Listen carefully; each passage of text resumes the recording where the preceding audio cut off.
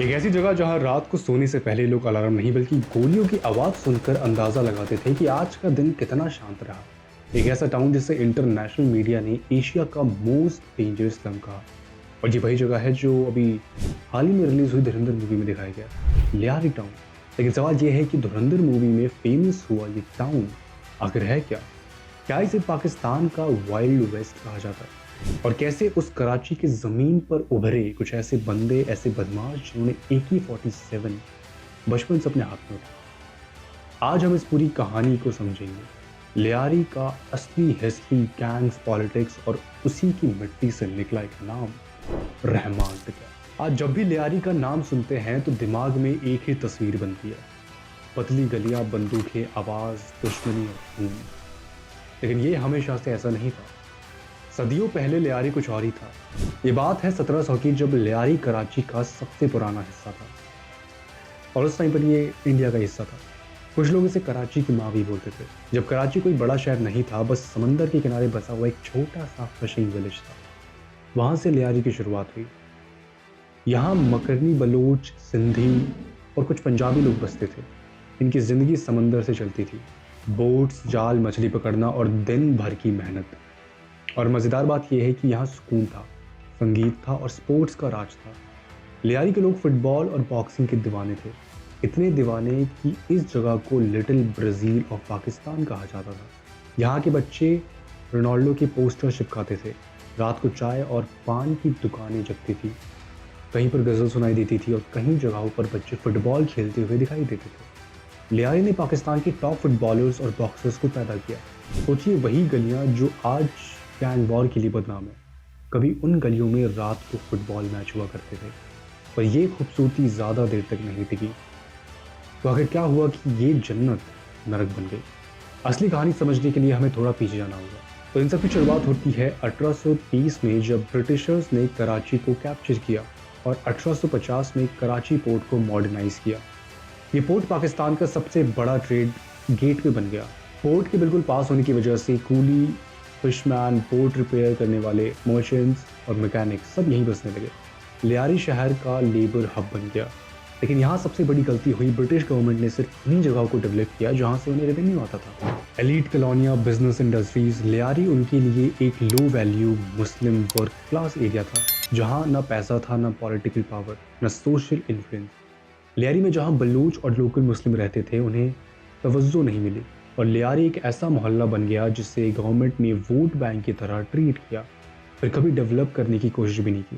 यानी सालों तक एक ऐसा मोहल्ला जहां लोगों ने टैक्सेस दिया, मजदूरी की और शहर का पोर्ट चलाया, उसी मोहल्ले के शहर की सरकार ने सबसे कम प्रायोरिटी दी। इसी इकोनॉमिक नेगलेक्ट ने लियारी की साइकोलॉजी बदल दी। लोगों में एक सोच पैदा हुई, सरकार हमारी नहीं है, हम अपनी तकदीर खुद बनाएंगे। अब जब सरकार की जगह कोई नहीं लेता तो वो खाली जगह किसी ना किसी पावर की तो भरनी ही होती है। 1960 आते आते कराची का पोर्ट स्मगलिंग हब बन गया था। जब कराची का पोर्ट ग्रो हुआ तो स्मगलिंग के नए दरवाजे खुल गए। अफगानिस्तान से हेरोइन आ रहा था, ईरान से डीजल आता था और गल्फ से इलेक्ट्रॉनिक्स और ब्लैक मार्केट का माल। कराची का पोर्ट इस इलीगल ट्रेड का सेंटर बन गया और लियारी उनके बिल्कुल बगल में ही था। यानी जिस चीज़ को पकड़ने में पुलिस को महीनों लगते थे, वो लियारी के कुछ लोगों के हाथ में सिर्फ एक रात में ही आ जाता था। इसी दौर में लियारी की गलियों में एक नया पैटर्न देखने लगा।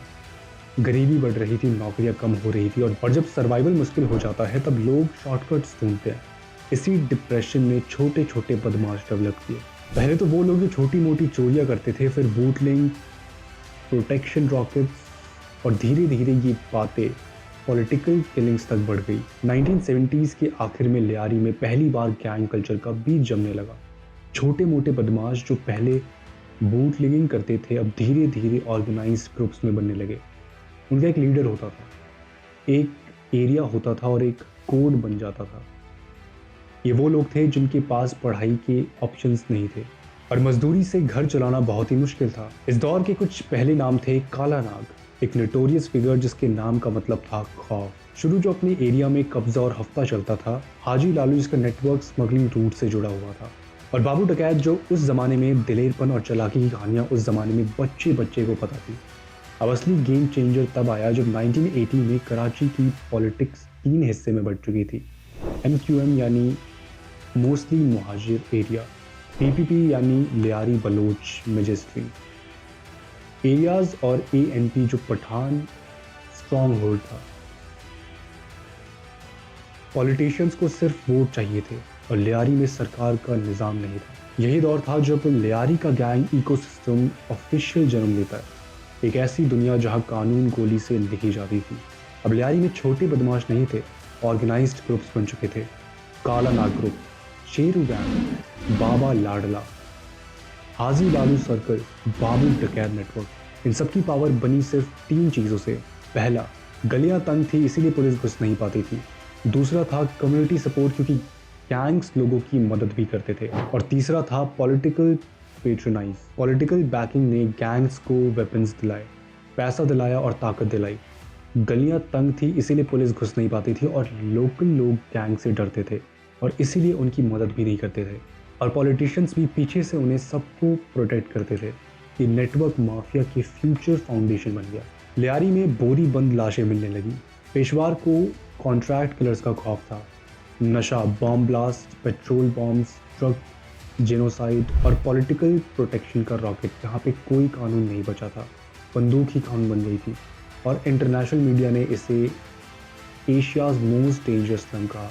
इस कॉन्फ्लिक्ट के बीच लियारी की इन्हीं गलियों में एक लड़का बड़ा हुआ जो पाकिस्तान का मोस्ट वांटेड क्रिमिनल बन गया। इसका नाम था रहमान डकैत। रहमान डकैत लियारी के इन्हीं गलियों में पला बड़ा। बचपन से उसने गरीबी देखी और समझ गया कि यहाँ अगर सर्वाइव करना है तो ताकतवर बनना पड़ेगा। शुरुआत में वो छोटे मोटे क्राइम्स करता, लेकिन धीरे धीरे उसने अपने नेटवर्क बनाया, अपनी गैंग बनाई और लियारी का सबसे खतरनाक गैंगस्टर बन गया। रहमान का नाम इतना खौफनाक हो गया था कि पुलिस भी उससे पकड़ने में डरती थी। उसकी गैंग ने किडनैपिंग, एक्सटॉर्शन और ड्रग ट्रैफिकिंग सब किया और सबसे बड़ी बात, उसके पास पॉलिटिकल कनेक्शन थे। कुछ लोग उसे रॉबिन हुड टाइप बताते थे जो गरीबों की मदद करता था, कुछ उसे खूंखार डकैत कहते थे।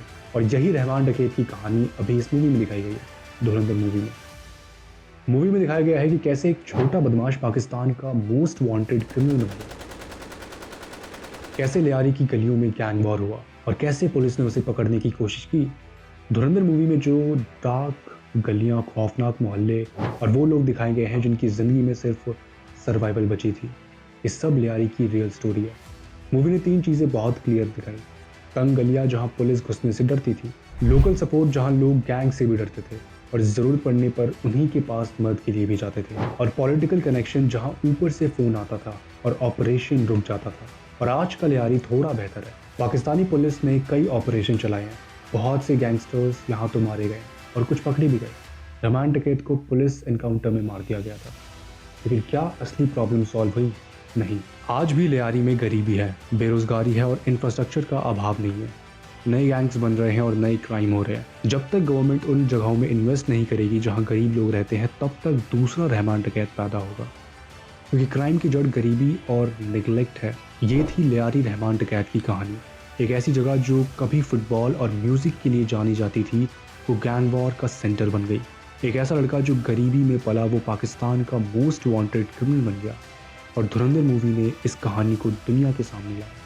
ये सिर्फ एक गैंगस्टर की कहानी नहीं है, ये उस सिस्टम की कहानी है जो अपने ही लोगों को इग्नोर कर देता है, जो गरीबों को उनकी सुविधाएं नहीं देता, एजुकेशन नहीं देता और फिर उन्हें क्रिमिनल में बदल देता है। तो आपको ये वीडियो कैसे लगा, कमेंट में ज़रूर बताइए। और अगर धुरंधर मूवी देखी नहीं है तो जाके देखो और अपनी राय बताओ और लाइक, शेयर, कमेंट, सब्सक्राइब।